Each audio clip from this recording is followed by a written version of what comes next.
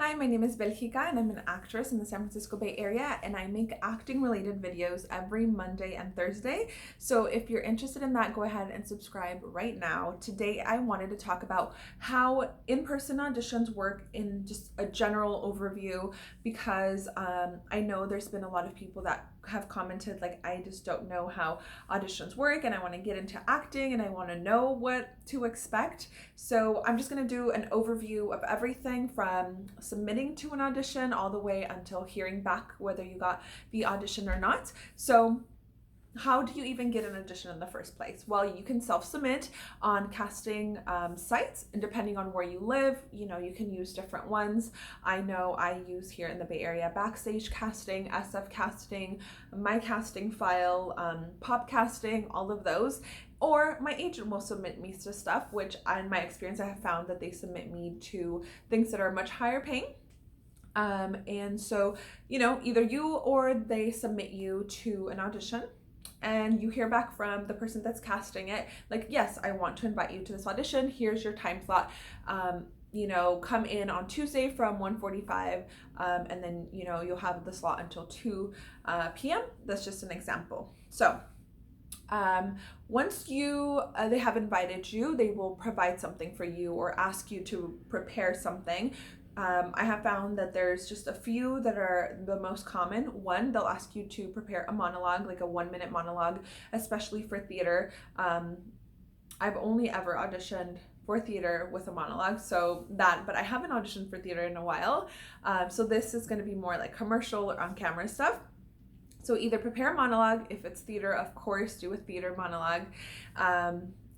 Memorize some sides. So, they'll give you like a page, a section to memorize a scene, something like that, or come prepared to talk about an experience you had, because sometimes for commercial auditions, they just want to see your personality and see how you talk naturally, how you look on camera. So they'll say, come prepared to talk about the most amazing day of your life or the funnest day you've had in your life. And I have noticed that a lot of self-tape auditions will have that prompt of like, tell us something about yourself.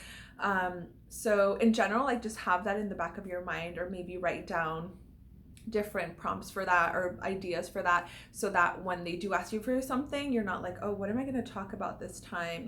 Just you'll have a list of them. So that'll be great. So then once you are ready, once you like have your monologue memorized, or you memorize the sides, or you're prepared to talk about it, then you are ready to go to the audition. And I definitely recommend memorizing anything. If they give you something, especially the night before, a few nights before, memorize it as much as you can, because your audition will just be better. Why? Because you won't be like looking at the piece of paper. They won't be distracted by the piece of paper. The casting director will be able to just look at your audition much better. You will perform better because you don't have to think about like, oh, what was it? So just try and memorize it as much as you can.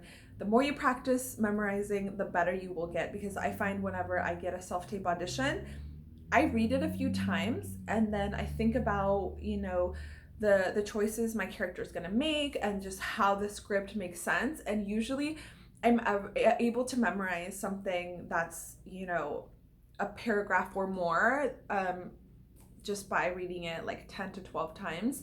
But again, just practicing a lot, I've definitely felt like it was really easy for me early on as well, but now just practicing memorizing really helps. And then, okay, what was I gonna say?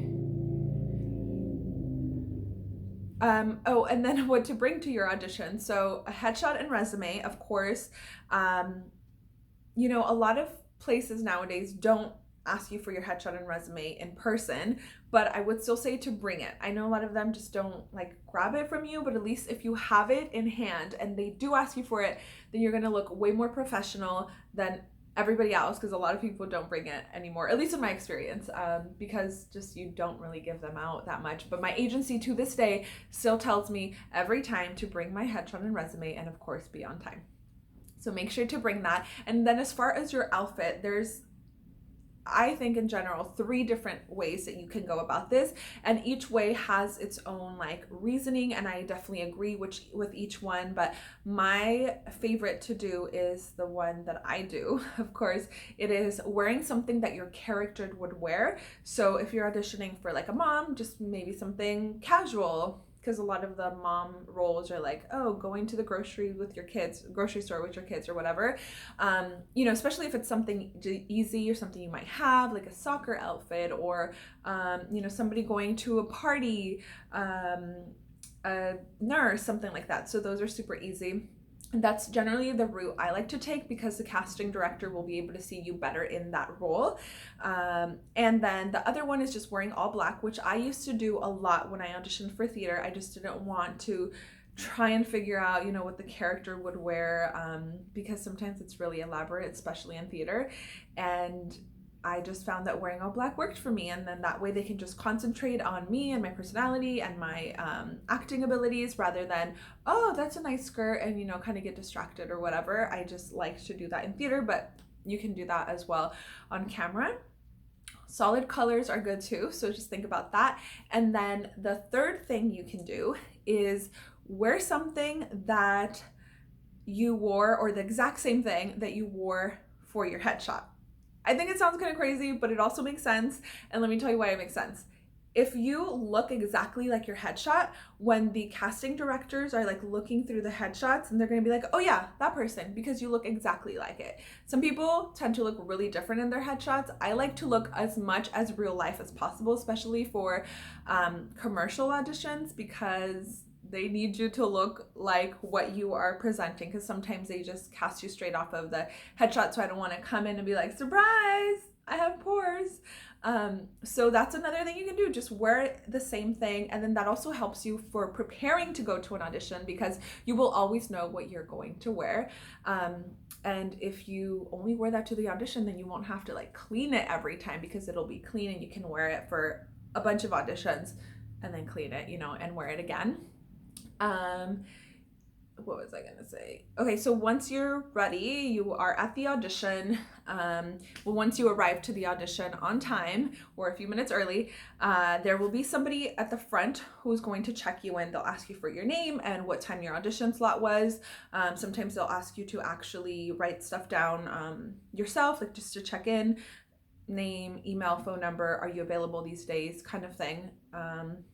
Do you have any conflicts? If they are, write them down.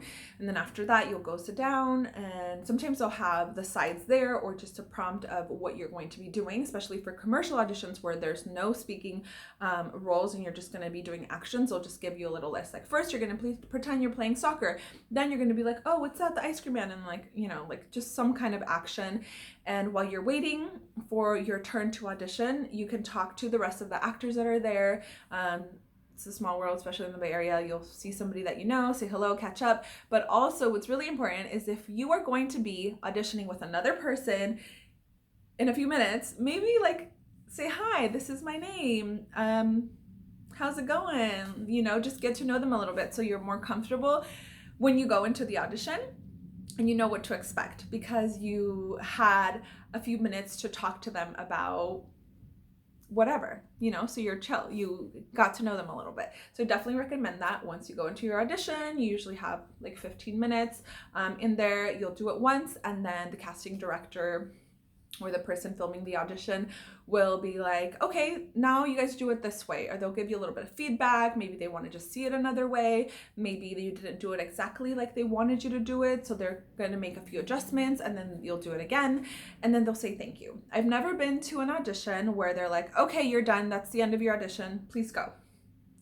All of the auditions I've been to, they say thank you, which can be kind of confusing for beginners, because you're just like, okay, thank you, now what? Awkward silence. Well, thank you means thank you for coming. Go. So you can thank them as well. Say like, have a good evening, whatever, that was fun, if you had fun. Should you shake their hands? Probably not, just because think about like, okay, you're a stranger, they're really busy, they've seen a bunch of people, they've probably shook a bunch of people's hands. Like, I don't know, like I do shake people's hands, but only if I'm really excited to see them. If I already know them, maybe I'll hug them if I really, really know them and say, thank you so much, you know, I hope to see you soon, whatever. But in general, I don't shake people's hands unless, like I said, I know them or I had a really great experience and I was just like a thank you, you know, like a strong thank you, and shake their hands. Otherwise, bye, you know, see you next time, whatever, and then just exit. And after your audition, when should you expect to hear back? Well, for commercial auditions, and I have found that you audition, you know, you find out about the audition a couple days before you audition, and then a day or so later you find out. In general, if you don't hear anything back and the date passes of the date that it was going to be filmed or was filmed, then you didn't get it. If you hear back from them, then yeah, you got it, you know? I don't know why they do this. I found this a lot in theater. I found it a lot in commercials, anything. If you don't hear back, then they don't take the time to really tell you, which kind of does suck for us and it's kind of rude, but I totally understand it because they just are trying to save time. It would be a huge time.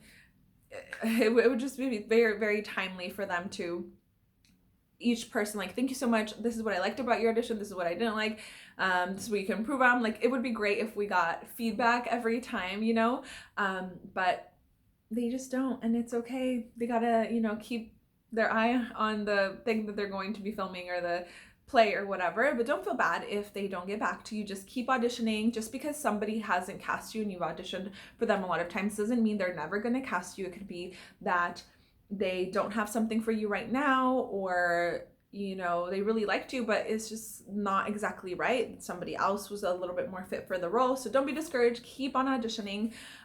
If you're a beginner actor and don't have a resume, don't have a headshot, I do think those are really important.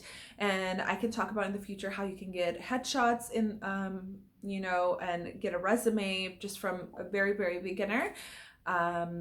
Yeah, so at the end of every video, I feature another channel and I link it right here, Marlo. Thank you so much for watching and commenting on my videos. If you would like to be featured in my next video, go ahead and subscribe, like this video, and leave me a comment.